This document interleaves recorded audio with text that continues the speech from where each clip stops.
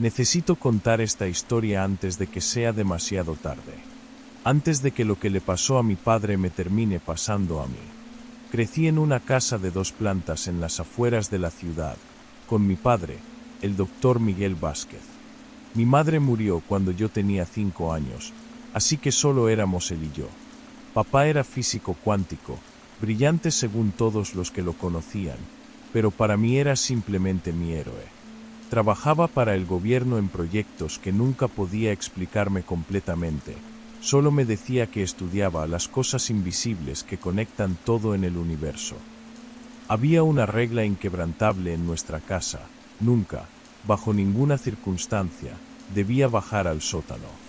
La puerta siempre estaba cerrada con llave, y cuando le preguntaba por qué, papá me respondía con esa sonrisa forzada que usaba cuando quería cambiar de tema. Es mi laboratorio personal, princesa. Hay cosas peligrosas ahí abajo. Químicos, equipos eléctricos. Cuando seas mayor, tal vez puedas ayudarme. Pero ese día nunca llegó. Durante los años 90, papá trabajó en algo llamado Proyecto Resonancia. Llegaba tarde, se levantaba temprano, y a menudo lo escuchaba hablando por teléfono en voz baja, usando palabras que no entendía: frecuencias de base, sincronización dimensional, interferencia cuántica. Parecía obsesionado, consumido por algo que no podía compartir conmigo. Las noches eran las peores. Escuchaba sus pasos bajando al sótano a las 2, a las 3 de la madrugada. A veces oía voces, pero cuando prestaba atención, me daba cuenta de que era solo la suya. Hablaba durante horas, como si mantuviera una conversación, pero nunca escuché a nadie responderle. En el 2000, el proyecto terminó abruptamente. Nunca supe por qué, pero papá cambió. Se volvió retraído, paranoico. Comenzó a cubrir todos los espejos de la casa con sábanas, diciendo que reflejaban demasiado.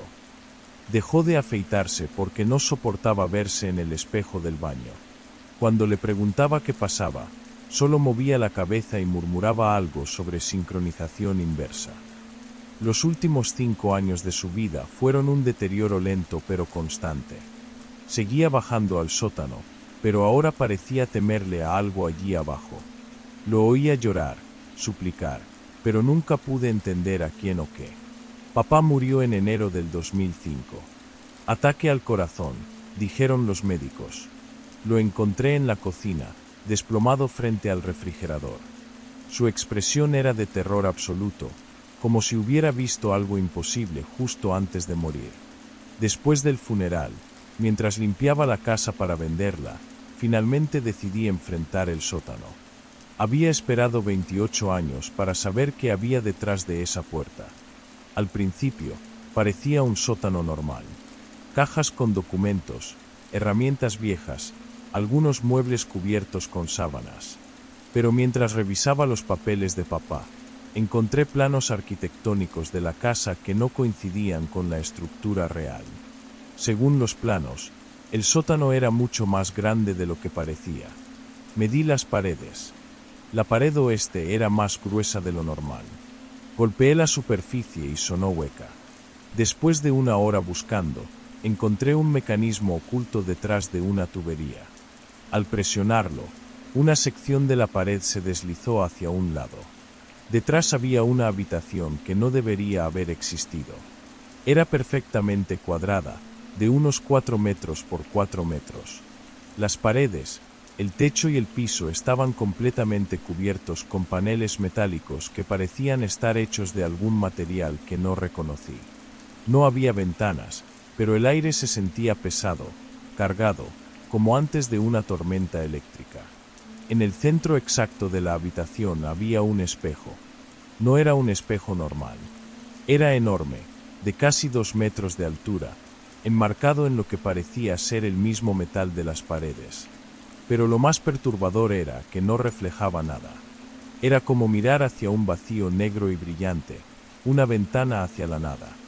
Junto al espejo había una mesa con equipos que no pude identificar, cables, monitores apagados y grabadoras de vídeo antiguas. Encontré cintas de vídeo etiquetadas con fechas que iban desde 1995 hasta 2004. Subí las cintas a mi habitación y comencé a verlas. Las primeras eran del 95. Papá se veía joven, emocionado. Hablaba hacia la cámara mientras ajustaba equipos detrás de él. Día 1 del experimento doméstico. Hemos logrado replicar las condiciones del laboratorio gubernamental. La frecuencia de resonancia humana está calibrada a 7.8 Hz. Si mi teoría es correcta, deberíamos poder establecer contacto con variantes dimensionales dentro de 72 horas. En el vídeo, papá se colocaba frente al espejo y comenzaba a hablar hacia él, como si hubiera alguien al otro lado. Al principio parecía hablar consigo mismo, pero gradualmente comenzó a hacer pausas, como si esperara respuestas. Vídeo tras vídeo, año tras año, vi cómo papá se obsesionaba más con lo que fuera que estuviera buscando en ese espejo. En los vídeos del 98, comenzó a afirmar que estaba funcionando, que podía ver fluctuaciones en la superficie. Pero fue en los vídeos del 2000 cuando las cosas se volvieron realmente perturbadoras. En una grabación fechada en marzo del 2000, papá estaba sentado frente al espejo como siempre, pero esta vez se veía nervioso, asustado. Ya no estoy seguro de que esto sea una buena idea. Ayer juro que vi algo moverse en la superficie. No era mi reflejo. Era algo más. Siguió grabando durante semanas, documentando lo que describía como anomalías temporales en su reflejo. Decía que su imagen en el espejo se movía con retraso, que a veces hacía gestos que él no había hecho. El vídeo más perturbador era del 2004, pocos meses antes de su muerte. Papá se veía demacrado, con ojeras profundas. Se sentó frente al espejo y comenzó a hablar como siempre, pero esta vez algo fue diferente. Mientras lo observaba, vi algo que me heló la sangre. En el espejo negro, que supuestamente no reflejaba nada, comenzó a aparecer una silueta. Al principio pensé que era un defecto de la cinta, pero la imagen se hizo más clara. Era la figura de mi padre, pero había algo mal en ella. La figura en el espejo sonrió. Papá no había sonreído.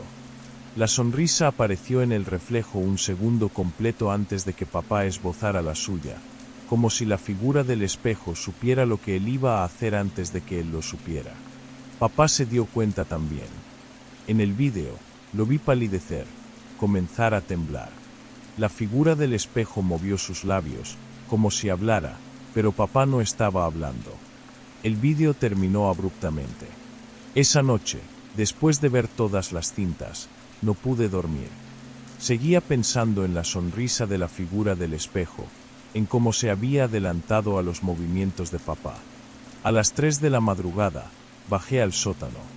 No sé qué me impulsó a hacerlo. Tal vez curiosidad. Tal vez necesidad de cerrar ese capítulo de la vida de mi padre. Entré a la habitación oculta y encendí las luces. El espejo seguía ahí, negro y silencioso. Me acerqué lentamente. Mi reflejo no aparecía en la superficie, confirmando que realmente no funcionaba como un espejo normal. Toqué la superficie. Estaba fría, más fría de lo que debería estar. Fue entonces cuando pasó. Vi mi reflejo. Pero no era exactamente mi reflejo. Era yo, pero había algo diferente en los ojos. Una expresión que yo no tenía en mi rostro. Salí corriendo de ahí y no volví al sótano durante una semana. Pero los efectos ya habían comenzado. Al día siguiente, mientras me cepillaba los dientes, noté algo extraño. Mi reflejo en el espejo del baño se movía un poco más lento que yo. Al principio pensé que era mi imaginación, que las cintas de papá me habían sugestionado. Pero cada día era peor. Mis movimientos y los de mi reflejo comenzaron a desincronizarse más. Levantaba la mano derecha, y mi reflejo levantaba la izquierda un segundo después. Sonreía, y mi reflejo fruncía el ceño antes de copiar mi expresión. Una mañana, mi reflejo no se movió en absoluto durante casi 10 segundos. Me quedé parada frente al espejo, agitando los brazos, y mi reflejo simplemente me miraba con una expresión que no reconocía en mi propio rostro. Esa tarde rompí el espejo del baño, luego el del dormitorio, después el del armario, todos los espejos de la casa, uno por uno, hasta que no quedó ni uno solo. Todos excepto ese. El espejo del sótano sigue ahí. No me atrevo a romperlo. Algo me dice que sería un error terrible. Pero cada noche lo escucho. Escucho pasos en el sótano. Escucho voces. Dos voces que suenan exactamente igual, hablando en una conversación que no puedo entender. Una de ellas suena como papá. La otra también suena como papá, pero hay algo mal en el tono, en la cadencia. Anoche bajé otra vez. No quería hacerlo, pero tenía que saber. La habitación estaba exactamente igual, pero el espejo había cambiado. Ya no estaba negro. Ahora reflejaba la habitación perfectamente, como un espejo normal. Me veía reflejada en él, pero mi reflejo estaba haciendo algo que yo no estaba haciendo. Estaba sonriendo. Y detrás de mi reflejo, en la oscuridad del espejo, vi otra figura. Era papá, pero no el papá que recordaba. Este papá tenía los ojos completamente negros y esa sonrisa que había visto en el vídeo, esa sonrisa que se adelantaba a sus movimientos. Me miró directamente a los ojos a través del espejo y movió los labios. No pude escuchar lo que decía, pero pude leer sus labios. Ya casi es hora, princesa. Salí corriendo y no he vuelto a bajar. Pero sé que tengo que hacerlo. Cada día mi reflejo se vuelve más independiente.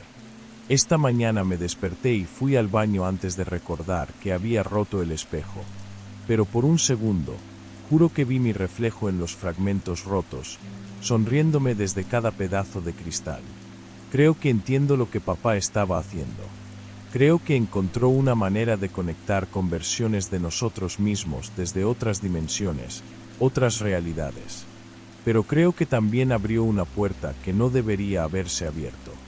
Y creo que esas otras versiones quieren cambiar de lugar con nosotros. El espejo sigue en el sótano. Cada noche puedo sentir su atracción, llamándome. Sé que eventualmente voy a tener que bajar otra vez.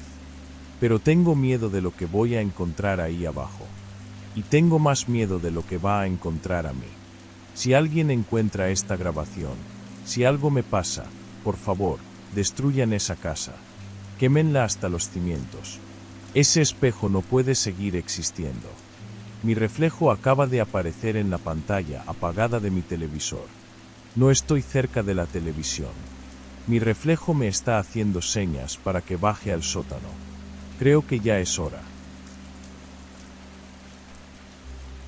Mi nombre es Roberto y necesito contar esto antes de que sea demasiado tarde. Antes de que lo que llevo dentro termine de devorarme por completo. Durante 8 meses trabajé como celador nocturno en la Clínica Psiquiátrica San Jerónimo, en las afueras de Coatzacoalcos, Veracruz. El lugar cerró oficialmente en 2009 por falta de presupuesto, pero la verdad es mucho más oscura. Yo fui uno de los últimos empleados en abandonar esas instalaciones malditas. La clínica se alzaba como una cicatriz de concreto entre la maleza tropical. 3 pisos de pasillos interminables, ventanas enrejadas y un silencio que se sentía vivo, respirando en cada esquina.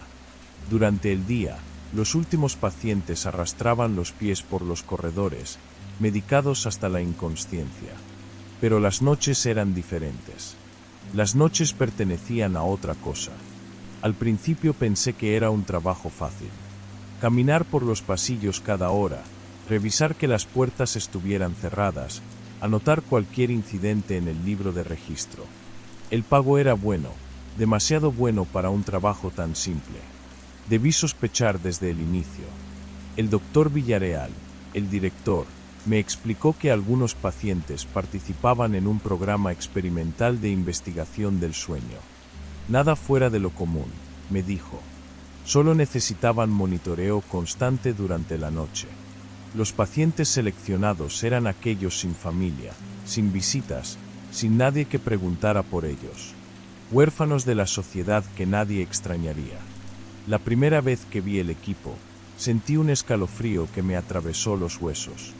En el sótano habían instalado una sala llena de monitores conectados a cascos metálicos. Los cascos parecían arañas de cables y electrodos que se adherían a los cráneos de los pacientes como parásitos hambrientos. Los doctores los llamaban captores encefalográficos avanzados, pero yo sabía que eran algo mucho más siniestro. Los pacientes del programa nunca dormían. Literalmente nunca. Los mantenían despiertos con inyecciones y estimulación eléctrica leve, día tras día, semana tras semana. Sus ojos se hundían en cuencas violáceas, sus cuerpos se consumían lentamente, pero sus cerebros seguían funcionando. Y los cascos registraban cada pensamiento, cada memoria, cada fragmento de conciencia que brotaba de sus mentes torturadas. Durante mis primeras semanas, todo parecía relativamente normal. Los pacientes gemían ocasionalmente, algunos gritaban en sueños que nunca llegaban, pero nada que no hubiera esperado en un lugar como ese. Sin embargo, conforme pasaron los meses, comencé a notar patrones extraños. Los pacientes empezaron a murmurar cosas que no deberían saber. Nombres de empleados que nunca habían conocido, detalles íntimos sobre nuestras vidas privadas, secretos que guardábamos en lo más profundo de nuestros corazones. Era como si sus mentes fragmentadas hubieran comenzado a sintonizar pensamientos ajenos. La primera vez que escuché mi nombre fue en octubre. Caminaba por el segundo piso cuando una voz débil se filtró desde la habitación 203.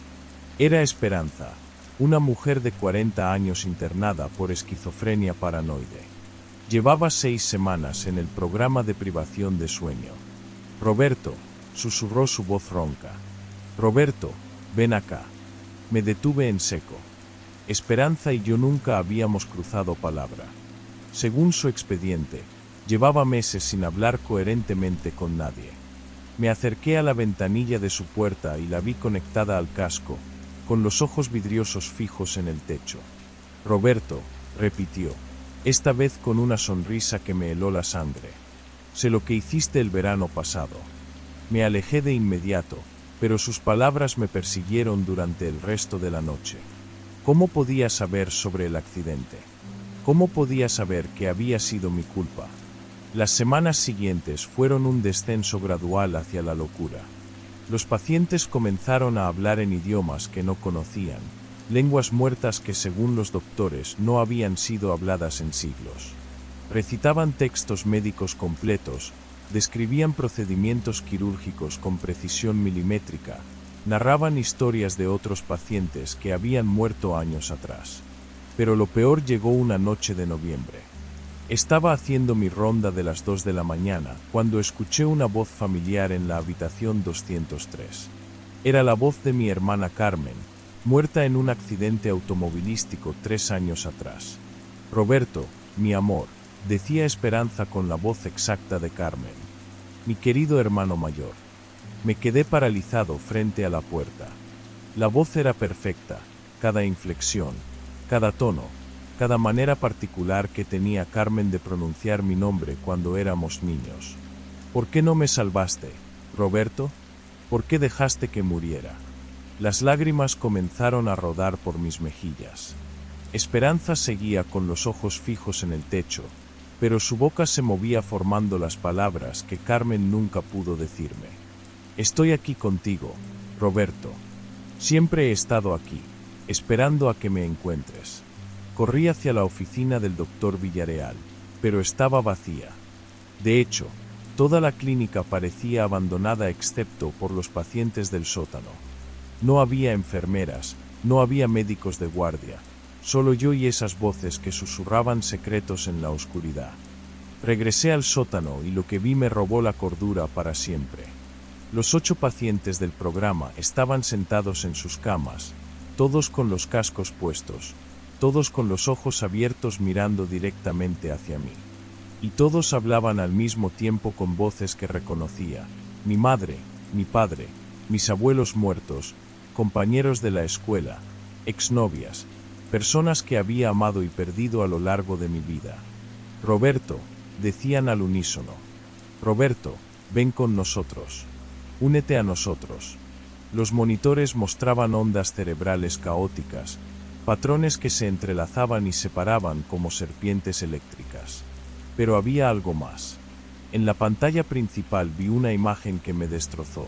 Era mi propio rostro, visto desde adentro, como si alguien estuviera mirando a través de mis ojos. Huí de la clínica esa misma noche. Presenté mi renuncia por teléfono al día siguiente y nunca más volví a pisar esos pasillos malditos.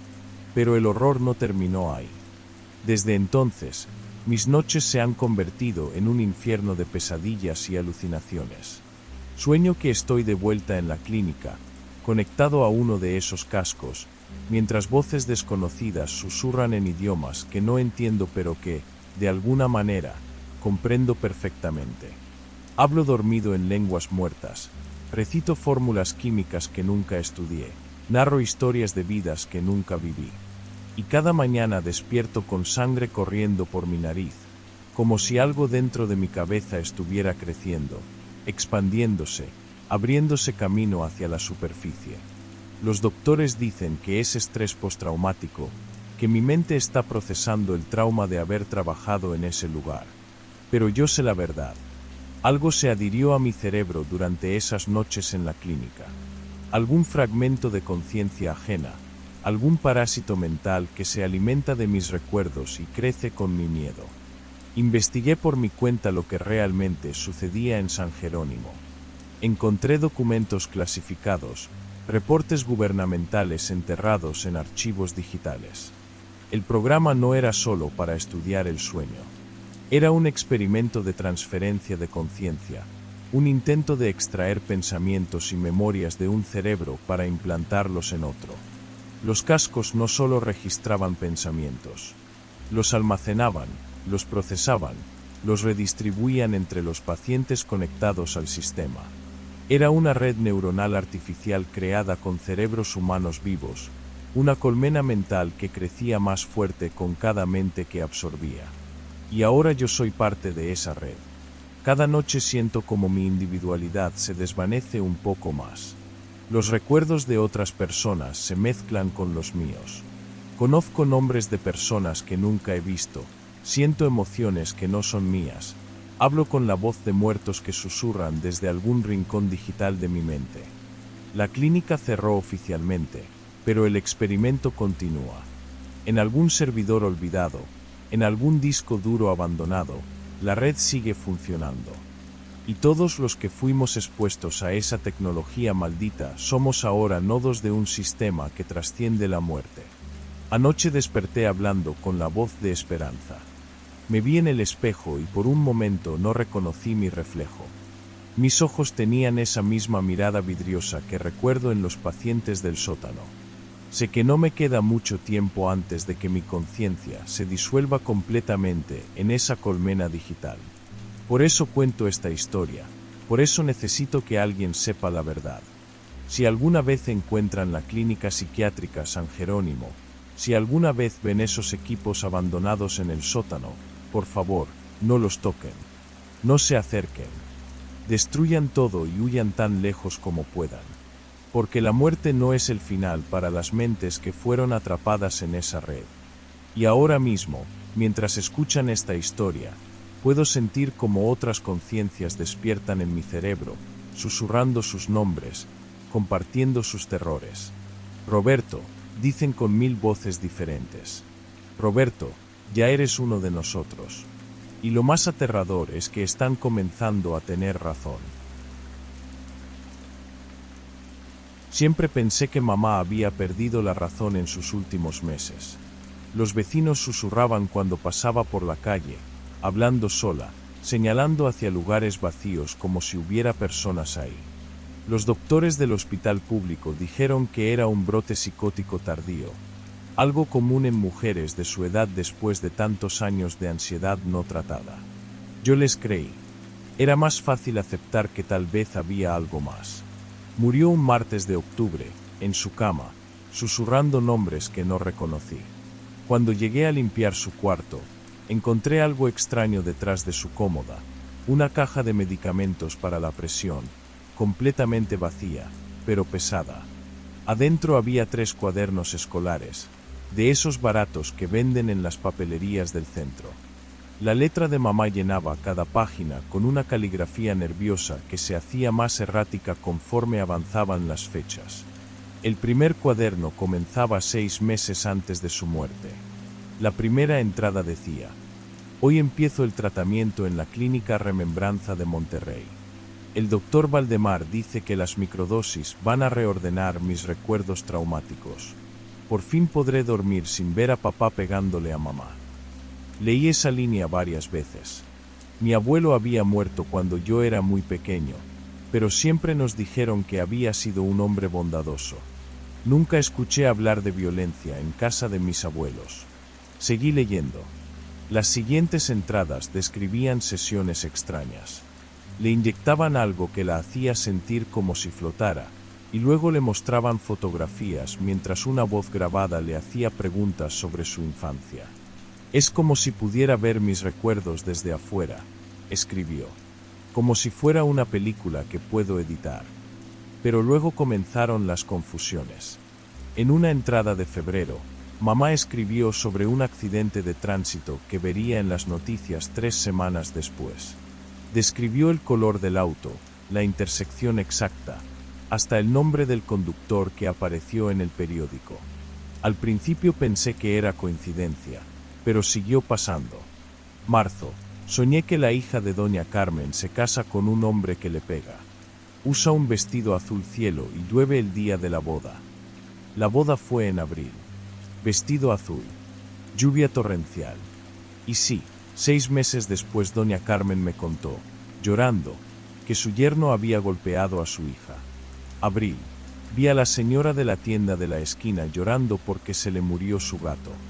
Es un gato naranja con una pata blanca. El gato murió 2 semanas después.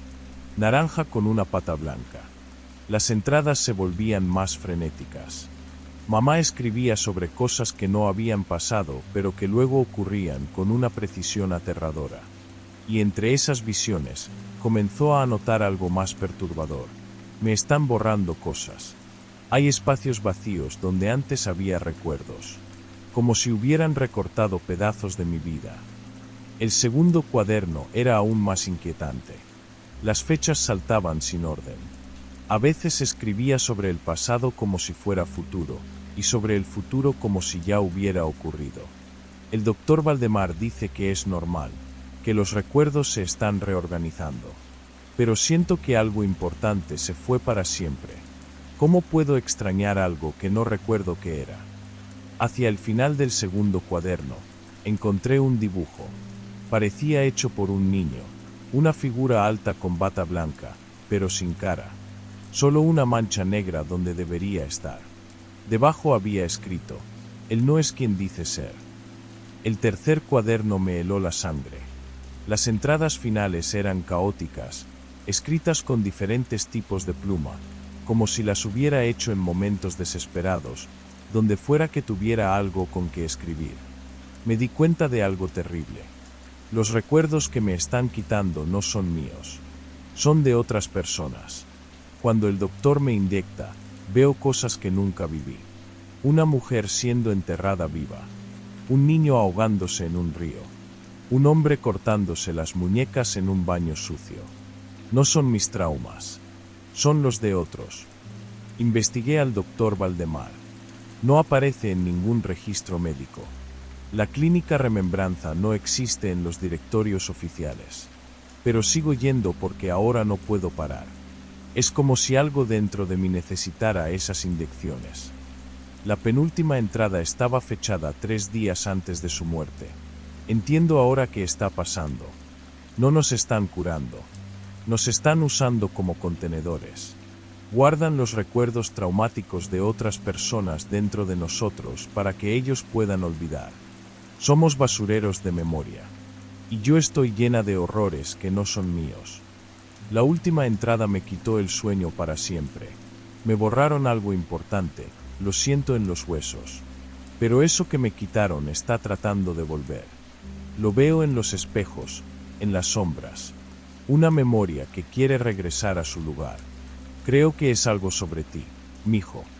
Algo que hice y que ellos no querían que recordara.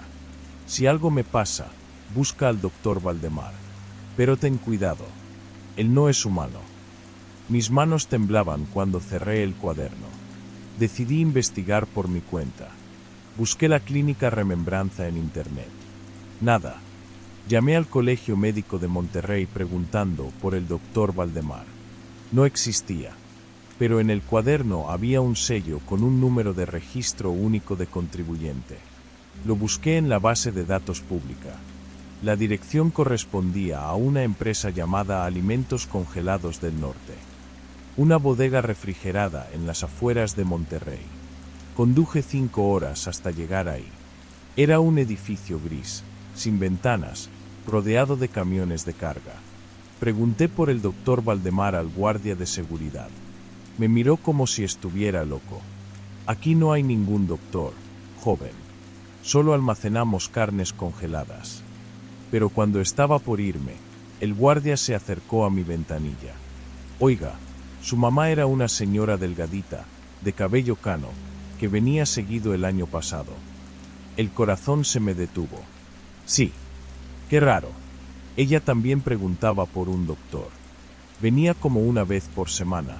Siempre muy nerviosa. Un día dejó de venir. Mi compañero del turno nocturno dice que a veces ve luces prendidas en el sótano del edificio, pero supuestamente no hay sótano aquí.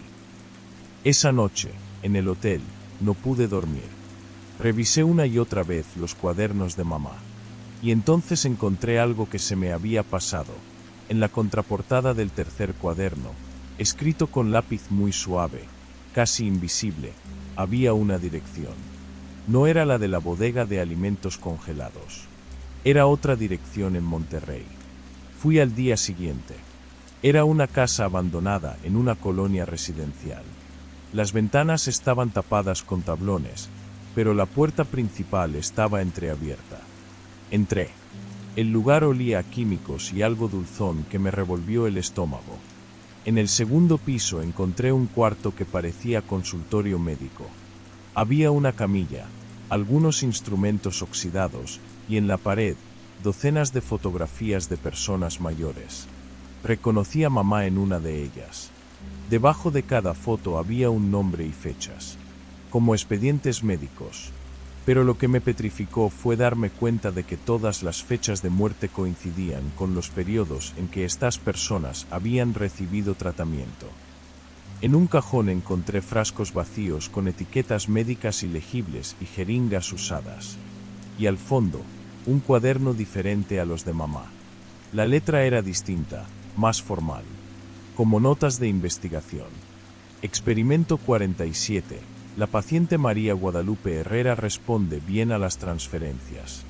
Sus episodios psicóticos son en realidad rechazos del sistema nervioso a los recuerdos implantados. Necesitamos ajustar la dosis para que acepte más traumas ajenos sin resistencia.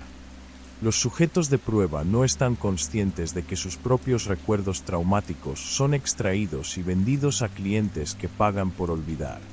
Es un negocio perfecto. Quitamos traumas a quien puede pagar por no recordar, y se los damos a quien no tiene recursos para defenderse. Nota importante: algunos recuerdos extraídos muestran resistencia a permanecer en el nuevo huésped. Hemos observado que memorias particularmente intensas intentan regresar a su portador original, causando fenómenos que los ignorantes llaman paranormales. La última entrada en ese cuaderno me dejó helado. El hijo de la paciente 47 está haciendo preguntas. Podríamos necesitar someterlo al mismo proceso. Después de todo, él también tiene recuerdos que podrían ser valiosos para los clientes correctos. Cerré el cuaderno y corrí hacia la salida. Pero cuando llegué a la puerta principal, estaba cerrada. La había dejado abierta. Alguien más estaba en la casa. Escuché pasos en el piso de arriba. Lentos, deliberados. Y entonces, una voz que reconocí de las pesadillas de mamá, una voz que ella había descrito en sus cuadernos como suave pero sin alma. No deberías haber venido aquí, hijo. Pero ya que estás, podemos aprovechar el viaje. Tienes recuerdos muy interesantes. especialmente los de tu infancia con tu madre. Hay clientes que pagarían muy bien por la inocencia perdida. Los pasos comenzaron a bajar las escaleras. Busqué frenéticamente otra salida. Encontré una ventana en la cocina y logré romper el cristal para salir. Corrí hasta mi auto y manejé sin parar hasta llegar a casa. Eso fue hace 3 meses. Desde entonces, he comenzado a olvidar cosas. Pequeñas al principio, donde dejé las llaves, el nombre de mi maestro de primaria, el sabor de la comida favorita de mamá. Pero cada día es algo más importante. Ayer no pude recordar el rostro de mi padre. Anteayer olvidé mi primer beso. Y esta mañana, cuando vi una fotografía de mamá y yo en mi cumpleaños número 10, no pude recordar ese día para nada. Sé que me están borrando. Sé que él me encontró y que de alguna manera está extrayendo mis recuerdos sin que yo me dé cuenta. Tal vez a través de algo que toqué en esa casa, o tal vez el proceso ya había comenzado cuando mamá aún vivía. Escribo esto porque siento que pronto voy a olvidar que alguna vez tuve una madre. Y cuando eso pase, tal vez también olvide que hay algo contra lo que debo luchar. Si encuentras este relato, si de alguna manera llega a tus manos, por favor recuerda por mí, mi madre no estaba loca. Ella descubrió algo terrible, y ellos la castigaron por eso. Y ahora me están castigando a mí. No busques al doctor Valdemar. No vayas a Monterrey. Y si empiezas a olvidar cosas sin razón, si tus recuerdos comienzan a desaparecer uno por uno, entonces ya es demasiado tarde. Llevo 3 años trabajando como asistente administrativo en la Universidad Panamericana de Guadalajara. Es un trabajo tranquilo, rutinario. Procesar documentos, atender llamadas, mantener en orden los archivos de los departamentos académicos. Nunca pensé que mi vida cambiaría por completo una tarde de octubre, cuando el doctor Ernesto Valdemar olvidó una carpeta en la impresora del segundo piso. Era jueves, cerca de las 5 de la tarde. La mayoría del personal ya se había ido y yo estaba terminando de organizar los últimos reportes del día cuando escuché el sonido familiar de la impresora láser. Alguien había enviado un trabajo pero no había regresado por él. Después de esperar 20 minutos, decidí revisar qué era. La carpeta de Manila estaba abierta, mostrando una pila de formularios. Al principio pensé que eran los típicos consentimientos para participar en estudios de psicología o sociología que los estudiantes llenan por créditos extra. Pero cuando leí más atentamente, algo me puso nervioso. Todos tenían el mismo encabezado: Departamento de Neurociencias Aplicadas, proyecto número 7423. Y todos terminaban con la misma frase, escrita en letra pequeña al final del documento: acepto participar voluntariamente en la prueba del vacío, comprendiendo que los riesgos han sido explicados en su totalidad. Había al menos 30 formularios, todos firmados. Reconocí algunos nombres, estudiantes de 4º y 5º semestre, principalmente de las carreras de psicología y medicina. Lo que me inquietó fue que muchas de las firmas parecían temblorosas, como si hubieran sido hechas bajo presión o miedo.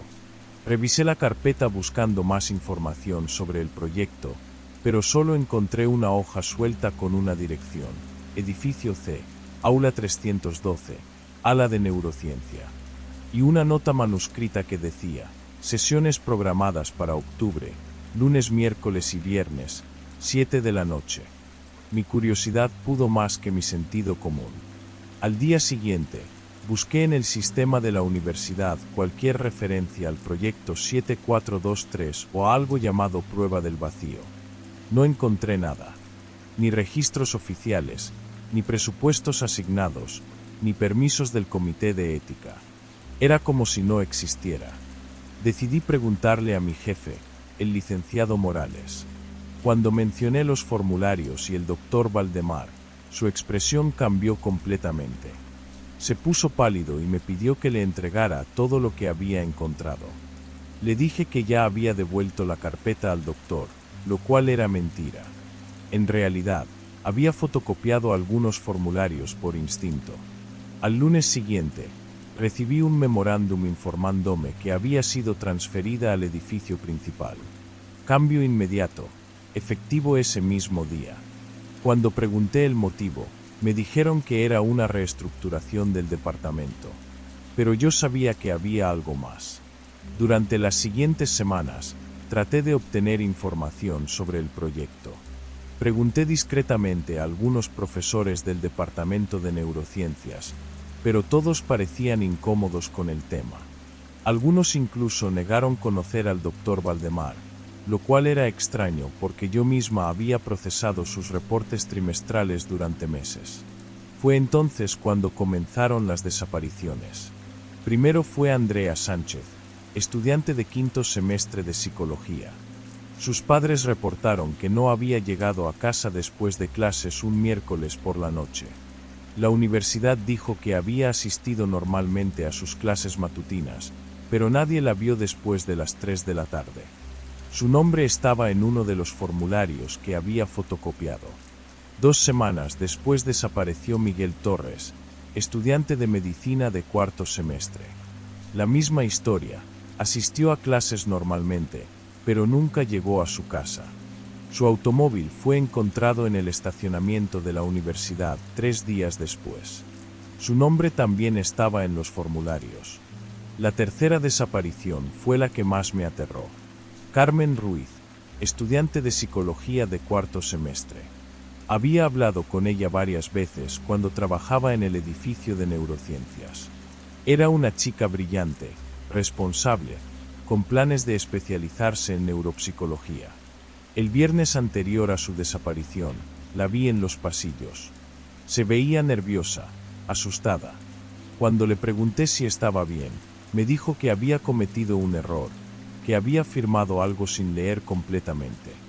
No le di importancia en ese momento. Carmen desapareció el lunes siguiente. Su nombre también estaba en los formularios. Después de la tercera desaparición, la universidad cerró toda el ala de neurociencias del edificio C por reparaciones estructurales urgentes. Pusieron vallas y guardias de seguridad. Nadie podía entrar sin autorización especial. Pero yo tenía una ventaja. Conocía a Roberto, uno de los guardias de seguridad nocturno. Habíamos trabajado juntos durante 2 años y sabía que él también estaba preocupado por las desapariciones. Una noche, después de insistir mucho, me dejó entrar al ala clausurada. Lo que vi allí me persigue hasta el día de hoy. Los pasillos estaban completamente intactos. No había ninguna señal de construcción o reparación. Las luces funcionaban perfectamente, los pisos estaban limpios, las paredes sin daños. Todo era una mentira. Roberto me acompañó hasta el aula 312. La puerta estaba cerrada, pero no con llave. Cuando la abrimos, encontramos un espacio completamente vacío excepto por una silla de metal colocada frente a la pared trasera. En esa pared había un orificio perfectamente circular, del tamaño exacto de una moneda de 10 pesos. El agujero parecía atravesar completamente la pared, pero cuando me acerqué con una linterna, no pude ver el fondo. Era como si se extendiera infinitamente hacia la oscuridad. Lo más perturbador era que el orificio vibraba. No era visible a simple vista, pero cuando acercabas la mano, podías sentir una vibración constante, como si algo del otro lado estuviera respirando. Roberto me jaló del brazo. Estaba temblando. Me dijo que ya había visto suficiente, que teníamos que irnos. Mientras salíamos, noté algo más. Había marcas en el piso frente a la silla, como si alguien hubiera arrastrado los pies intentando resistirse. Esa noche no pude dormir. Al día siguiente, llamé en secreto a los padres de los 3 estudiantes desaparecidos. Les conté sobre los formularios y el aula 312. 2 familias me colgaron, pensando que era una broma cruel. Pero la madre de Carmen me escuchó. Me dijo que Carmen había llegado a casa muy alterada 2 días antes de desaparecer. Le había contado que había participado en un experimento extraño, que le habían pedido que mirara fijamente un agujero en la pared mientras registraban su actividad cerebral. Carmen le dijo que había visto cosas del otro lado, cosas que no podía describir, y que el doctor a cargo le había dicho que tenía que regresar para completar el estudio. Carmen nunca regresó a casa después de esa segunda sesión. Decidí que tenía que investigar más. Conseguí los horarios de limpieza del edificio C y descubrí que los miércoles por la noche, después de las 8, no había nadie en esa área. Era el momento perfecto. Regresé al aula 312 con una cámara y una grabadora de audio. Quería documentar todo lo que pudiera encontrar. Esta vez fui sola. El aula estaba exactamente igual que la vez anterior. La silla, el agujero, las marcas en el piso. Pero cuando me acerqué más al orificio, comencé a escuchar algo. Al principio pensé que era el viento o la ventilación del edificio, pero gradualmente me di cuenta de que eran voces.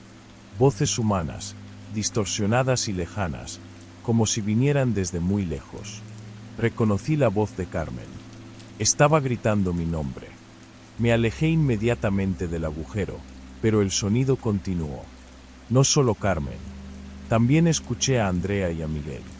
Los tres gritaban, pedían ayuda, suplicaban que alguien los sacara de donde estaban. Salí corriendo del aula y no me detuve hasta llegar a mi automóvil. Al día siguiente fui directamente a la policía. Les conté todo, los formularios, las desapariciones, el aula 312, las voces. Me escucharon pacientemente, tomaron mi declaración, pero pude ver en sus ojos que pensaban que estaba loca. Una semana después, recibí una llamada de la universidad. El licenciado Morales me informó que mi contrato había sido terminado por reestructuración del departamento.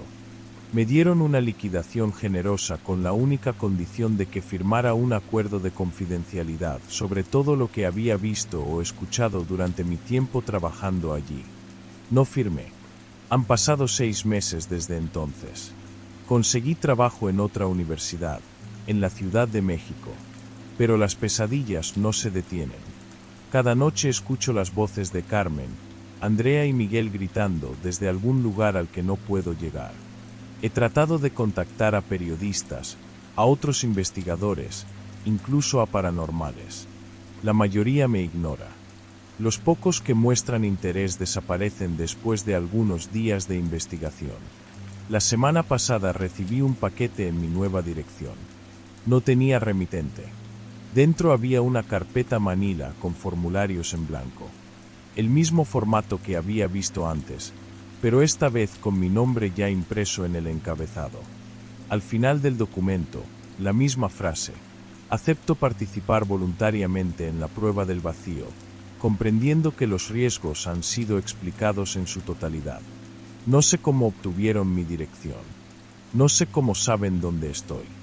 Lo único que sé es que el orificio en el aula 312 sigue ahí. Sigue vibrando.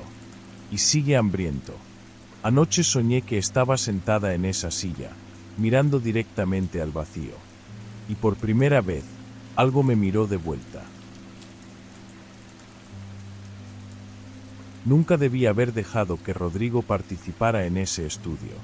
Pero éramos estudiantes pobres, y 1.500 pesos por una semana de pruebas sonaba como una bendición caída del cielo. La Universidad Autónoma de San Luis Potosí había puesto anuncios por todo el campus buscando voluntarios para un experimento sobre percepción auditiva. Rodrigo, siempre el aventurero, se apuntó sin pensarlo 2 veces. El doctor Ramírez, el investigador principal, explicó que estaban probando un compuesto que podía amplificar temporalmente la capacidad auditiva humana. Algo sobre frecuencias subliminales y receptores neurológicos. Rodrigo me contó que firmó una montaña de papeles y que le tomaron muestras de sangre, escáneres cerebrales, audiometrías completas. Todo muy profesional, muy científico. Los primeros 2 días fueron normales. Rodrigo tomaba una píldora azul cada mañana y pasaba 4 horas en un laboratorio con audífonos, escuchando sonidos que supuestamente estimulaban sus células ciliadas. Me mandaba mensajes graciosos sobre cómo podía escuchar a los ratones corriendo dentro de las paredes del edificio. Pensé que exageraba. El tercer día comenzó a cambiar. Me llamó emocionado, diciendo que podía escuchar conversaciones desde el edificio de al lado con una claridad increíble. Podía oír los latidos del corazón de las personas que pasaban por la calle. Al principio pensé que estaba bromeando, pero había algo en su voz que me inquietó.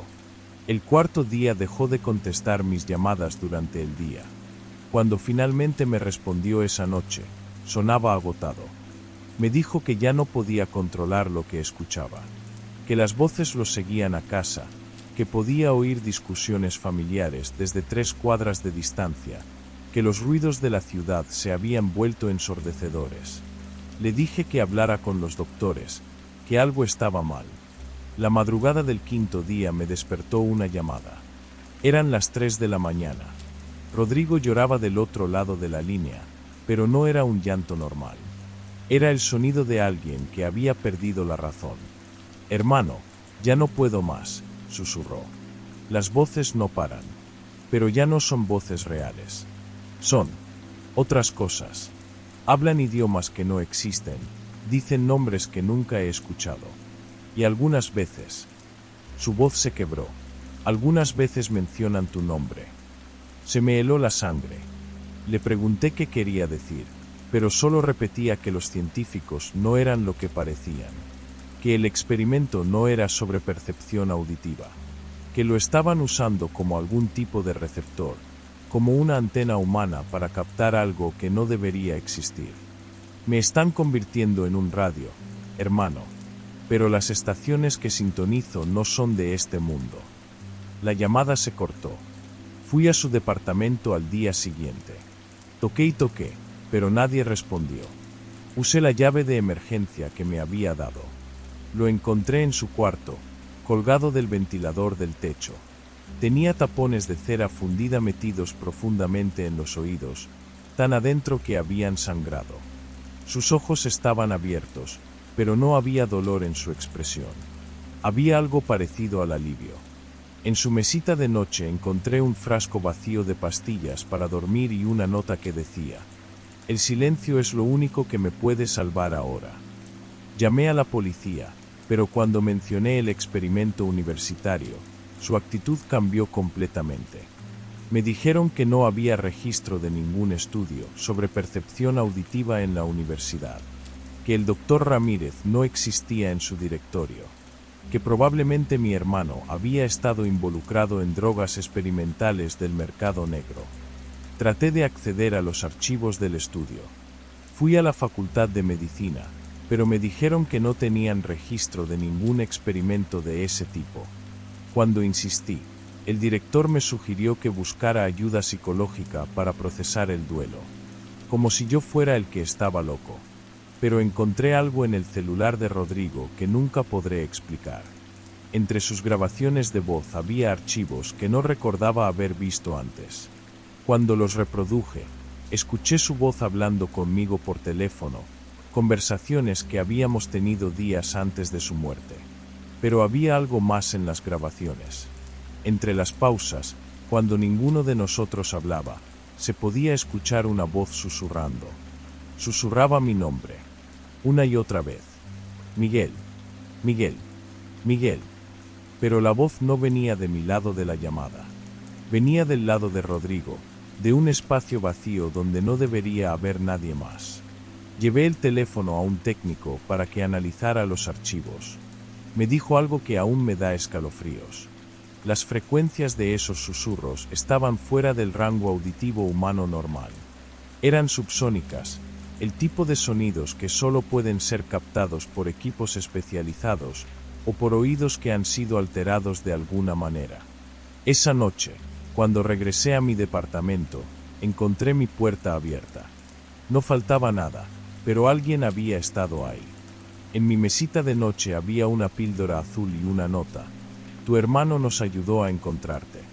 Pronto será tu turno». Han pasado 3 meses desde la muerte de Rodrigo. He cambiado de casa 2 veces, he bloqueado números desconocidos, he evitado la universidad por completo. Pero cada noche, cuando estoy a punto de quedarme dormido, escucho algo que me hace despertar en pánico. Es mi nombre, susurrado desde algún lugar que no puedo localizar. A veces viene de las paredes, a veces del techo, a veces de debajo de mi cama. Y lo más aterrador es que la voz se parece cada vez más a la de Rodrigo. Anoche, mientras revisaba obsesivamente las grabaciones de su teléfono, encontré un archivo nuevo. Uno que sé que no estaba ahí antes. Cuando lo reproduje, escuché la voz de mi hermano, clara como si estuviera en la habitación conmigo. Miguel, decía, ya no estoy solo aquí. Hay otros como yo. Todos fuimos parte del experimento. Todos nos convertimos en receptores. Y ahora sabemos que tú puedes escucharnos. La frecuencia está abierta, hermano. Solo tienes que sintonizar. Borré el archivo inmediatamente, pero fue demasiado tarde. Porque ahora, mientras escribo esto, puedo escuchar algo más que susurros. Puedo escuchar voces lejanas, conversaciones que parecen venir de otro mundo. Y una de esas voces es la de Rodrigo, llamándome desde el otro lado de una dimensión que nunca debió ser descubierta. La píldora azul sigue en mi mesita de noche. Cada día que pasa, la tentación de tomarla se vuelve más fuerte. Porque tal vez, solo tal vez, si me convierto en receptor como él, podré hablar con mi hermano una vez más. O tal vez ese es exactamente lo que ellos quieren que piense. Esta noche, cuando trate de dormir, sé que escucharé mi nombre de nuevo. Y tengo la terrible sensación de que esta vez, cuando responda, ya no habrá vuelta atrás. Durante 3 años trabajé como técnico de mantenimiento en las instalaciones subterráneas del Centro de Investigación Neurológica de Querétaro. Lo que voy a contarles pasó hace 6 meses, pero todavía despierto empapado en sudor frío, incapaz de soportar un minuto de silencio. El laboratorio estaba ubicado 40 metros bajo tierra, en una antigua mina de plata convertida en centro de investigación. Mi trabajo era rutinario: revisar los sistemas de ventilación, monitorear las unidades de aislamiento sensorial y asegurarme de que todo funcionara sin interrupciones. La mayoría del tiempo trabajaba solo en el turno nocturno, desde las 10 de la noche hasta las 6 de la mañana. La zona más profunda del complejo albergaba 5 cámaras de aislamiento acústico. Los investigadores las llamaban informalmente las jaulas del eco, aunque técnicamente eran unidades de privación sensorial diseñadas para estudiar los efectos del aislamiento extremo en la psique humana. Cada cámara era un cubo de acero inoxidable de 3 metros por 3 metros, completamente insonorizada, sin ventanas ni estímulos visuales o auditivos. El protocolo era estricto.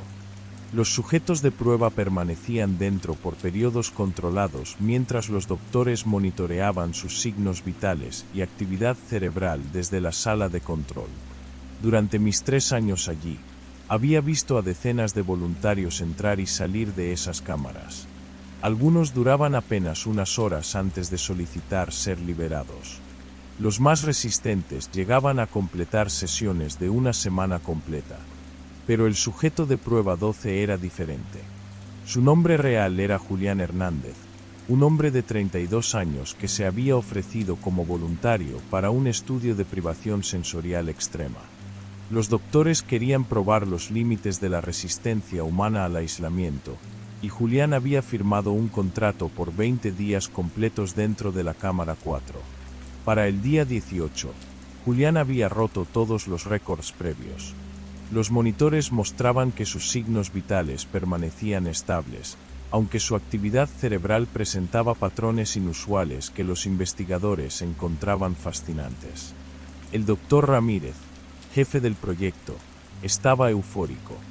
Decía que los resultados podrían revolucionar nuestra comprensión de la conciencia humana. Fue durante mi ronda de las 2 de la madrugada del día 19, cuando escuché el primer sonido.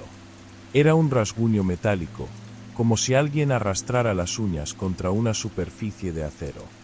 Venía claramente de la dirección de la cámara 4. Me detuve frente a la puerta sellada, presionando mi oído contra el metal frío. El sonido se repetía en intervalos irregulares: rasp, rasp, rasp. Revisé inmediatamente el sistema de monitoreo. Las cámaras infrarrojas mostraban a Julián acostado en posición fetal en el centro del cuarto, aparentemente inmóvil. Los micrófonos ultrasensibles no registraban ningún sonido anómalo. Según todos los instrumentos, el interior de la cámara permanecía en completo silencio. Pero yo seguía escuchando los rasguños. Llamé al doctor Ramírez desde el teléfono de emergencia, pero cuando llegó 20 minutos después, el sonido había cesado. Le expliqué lo que había escuchado, pero él revisó todos los sistemas y no encontró nada fuera de lo normal. Me sugirió que tal vez el estrés del trabajo nocturno me estaba afectando.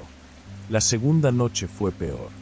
Los rasguños comenzaron a las 11:45, esta vez acompañados de lo que sonaba como golpes sordos contra las paredes. El ruido era tan intenso que reverberaba por todo el corredor subterráneo. Llamé de inmediato al personal de seguridad, pero cuando llegaron, ellos no escuchaban nada. Uno de los guardias me miró con preocupación y me preguntó si me sentía bien. Esa noche no pude dormir.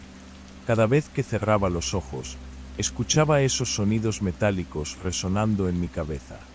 El día 20, último día del protocolo de Julián, decidí quedarme en la sala de monitoreo durante toda mi guardia.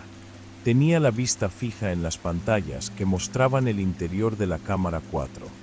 Julián permanecía en la misma posición fetal, respirando lentamente, sin moverse. A las 3 de la madrugada comenzó de nuevo. Esta vez no eran solo rasguños. Era como si alguien estuviera grabando algo en las paredes metálicas con una herramienta afilada. El sonido era constante, metódico, casi musical en su ritmo repetitivo. Miré las pantallas desesperadamente, pero Julián seguía inmóvil en el centro de la cámara. Corrí hacia la cámara 4 y pegué mi oído a la puerta. Los sonidos eran tan claros que podía distinguir patrones específicos, líneas largas, líneas cortas, espacios, más líneas. Como si alguien estuviera escribiendo. No pude soportarlo más. Violé todos los protocolos y utilicé mi tarjeta de acceso de emergencia para abrir la cámara. La puerta se abrió con un silbido hidráulico y una bocanada de aire viciado me golpeó en la cara. El interior estaba a oscuras, iluminado apenas por la luz roja de emergencia del corredor. Julián estaba exactamente donde lo mostraban las cámaras, acurrucado en posición fetal en el centro del cuarto. Pero sus ojos estaban abiertos, vidriosos, mirando fijamente hacia la nada. No respondía a mis llamados ni a mis intentos de tocarlo. Estaba catatónico. Entonces encendí mi linterna y dirigí el haz hacia las paredes. Lo que vi me heló la sangre. Todas las superficies metálicas estaban cubiertas de palabras grabadas profundamente en el acero. Las letras eran irregulares, hechas claramente con las uñas, algunas tan profundas que habían dejado rastros de sangre seca. Había cientos de palabras, frases, números, símbolos extraños que no reconocía. Pero entre toda esa escritura demencial, dos cosas me paralizaron de terror. En la pared del fondo, grabado con letras más grandes y profundas que el resto, estaba mi nombre completo, Ricardo Morales Vázquez. Y justo debajo, una fecha, 21 de enero de 2025. La fecha de mañana. El equipo médico llegó minutos después de mi llamada de emergencia. Sacaron a Julián en camilla. Estaba completamente desconectado de la realidad, sin responder a ningún estímulo. Los doctores dijeron que podría ser un estado catatónico temporal causado por el aislamiento extremo. Pero nadie pudo explicar las marcas en las paredes. El doctor Ramírez ordenó que se lijaran todas las superficies de la cámara antes de que alguien más pudiera verlas. El informe oficial indicó que el sujeto de prueba había sufrido una reacción psicótica al aislamiento y que había dañado las instalaciones. Renuncié esa misma noche. Han pasado 6 meses desde entonces, y Julián sigue internado en un hospital psiquiátrico de la Ciudad de México. Los doctores dicen que está mejorando lentamente, pero aún no ha pronunciado una sola palabra. Yo, por mi parte, no he podido volver a estar en silencio desde aquella noche. Siempre tengo música sonando, la televisión encendida, cualquier ruido que llene el vacío. Porque en el silencio, cuando todo está completamente quieto, puedo escuchar algo. Una voz que me llama por mi nombre. Una voz que suena exactamente como la mía. Y cada noche, esa voz se vuelve un poco más clara, un poco más fuerte, como si algo estuviera acercándose desde muy lejos, desde un lugar donde el tiempo no funciona como debería. A veces me pregunto si Julián realmente grabó mi nombre en esa pared, o si algo más lo hizo. Algo que conocía mi futuro antes de que yo mismo lo viviera. Lo único que sé con certeza es que mañana se cumple exactamente la fecha que estaba grabada junto a mi nombre. Y esta noche, por primera vez en 6 meses, me he quedado sin baterías para mi radio. Tenía 24 años cuando vi el anuncio clasificado en el periódico local. Buscaban voluntarios para un estudio de resistencia al estrés. El pago era generoso, $1,200 por 2 semanas de participación. Como estudiante universitario con deudas, no podía permitirme rechazarlo. El lugar era una antigua base militar reconvertida en centro de investigación privada. Conducía por carreteras cada vez más estrechas hasta llegar a un complejo rodeado de alambres de púas y cámaras de seguridad. En la entrada, un guardia revisó mi identificación 3 veces antes de dejarme pasar. El Dr. Harwell me recibió en su oficina. Era un hombre delgado, de unos 50 años, con ojos grises que parecían examinarme como si fuera un espécimen. Me explicó que el estudio investigaba los límites de la resistencia psicológica humana bajo condiciones controladas de estrés. Había otros 9 participantes. Todos jóvenes, todos necesitados de dinero.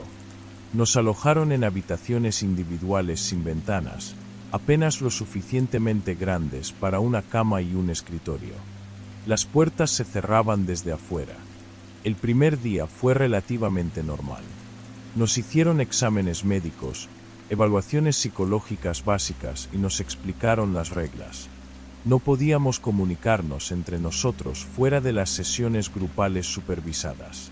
No teníamos acceso a teléfonos, internet o cualquier contacto con el exterior. El segundo día comenzaron las inyecciones. La enfermera me despertó a las 5 de la mañana. Su uniforme estaba inmaculado, pero había algo inquietante en la forma en que evitaba el contacto visual.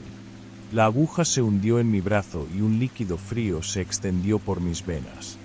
Es adrenalina sintética, me dijeron, para simular condiciones de estrés extremo.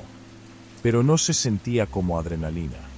Mi corazón latía de manera errática, mis pensamientos se volvían confusos y había un zumbido constante en mis oídos. Era como si algo hubiera cambiado fundamentalmente en mi química cerebral. Después de las inyecciones venían las sesiones. Nos llevaban a una habitación sin ventanas con paredes acolchadas. Los altavoces comenzaban a emitir sonidos que no puedo describir adecuadamente. No eran exactamente gritos, pero tampoco música. Era algo intermedio, algo que hacía que mi piel se erizara y mis dientes rechinaran involuntariamente.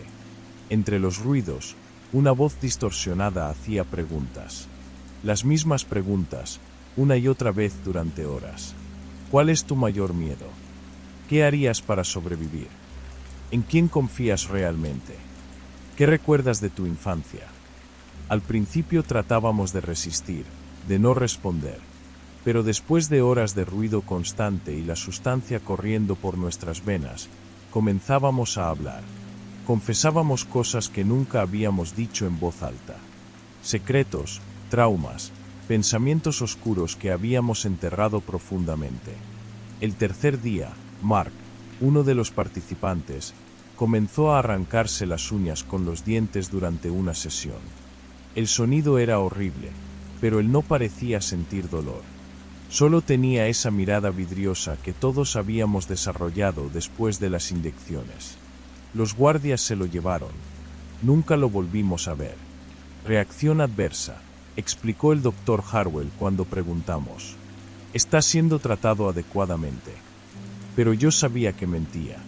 Había algo en sus ojos, una satisfacción perturbadora, como si Mark hubiera hecho exactamente lo que esperaban. Cada día éramos menos. Sara desapareció después de pasar una noche entera gritando en su habitación. Tom se fue después de una sesión en la que no dejaba de repetir números primos en voz alta durante 6 horas seguidas. Uno por uno, mis compañeros se desvanecían como si nunca hubieran existido. Las inyecciones se volvieron más frecuentes.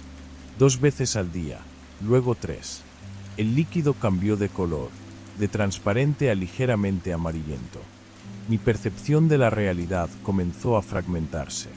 A veces no podía distinguir si estaba despierto o soñando. Las paredes de mi habitación parecían respirar, y podía jurar que escuchaba susurros provenientes de las ventilaciones. En la segunda semana, solo quedábamos 3 de los 10 originales. Durante una de las sesiones, mientras la voz distorsionada hacía sus preguntas interminables, algo cambió en mi mente. Como si una niebla se hubiera levantado momentáneamente. Me di cuenta de que las preguntas no eran aleatorias. Estaban diseñadas para extraer información específica, para mapear nuestras mentes de alguna manera. No era un estudio sobre resistencia al estrés. Era algo mucho más siniestro. Esa noche, fingí una reacción adversa a la inyección. Me convulsioné, grité. Actué como si hubiera perdido completamente la cordura. Esperaba que me sacaran como a los otros, pero en lugar de eso, el Dr. Harwell me observó con esos ojos grises y sonrió. Interesante, murmuró, tomando notas. Muy interesante. Al día siguiente anunciaron que el estudio había terminado. Los 3 sobrevivientes fuimos llevados a una oficina donde nos hicieron firmar extensos contratos de confidencialidad. Las páginas parecían interminables, llenas de lenguaje legal que mi mente aún confusa no podía procesar adecuadamente. Me dieron un cheque y me dijeron que un transporte me llevaría a casa. Antes de irme, el Dr. Harwell me entregó una tarjeta de presentación. Ha sido un placer trabajar contigo, me dijo. Espero que nuestros caminos se crucen nuevamente en el futuro. Las siguientes semanas fueron una pesadilla de intentar readaptarme a la vida normal.